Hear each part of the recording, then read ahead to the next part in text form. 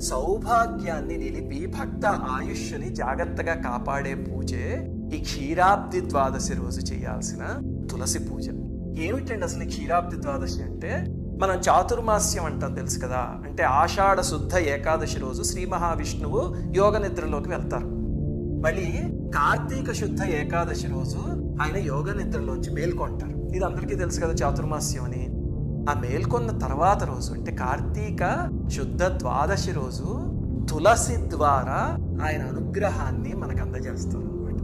ఆ రోజు తులసి మొక్క అపూర్వమైన శక్తిని సంతరించుకుంటుంది తులసి మాత. ఆ రోజు కానీ ఆ తల్లిని నారాయణ సమేతంగా పూజించగలిగితే కనుక స్త్రీలకి సౌభాగ్యం అద్భుతంగా సిద్ధిస్తుంది అని పురాణాల్లో చెప్పారు. అది నండు శ్రీవాణి పూజా వీడియోస్ అనే ఛానల్ ఉంది కదా, అక్కడ దాని డెమో వీడియో PDF అన్ని పెడతాం, మీరు చూసుకోవచ్చు.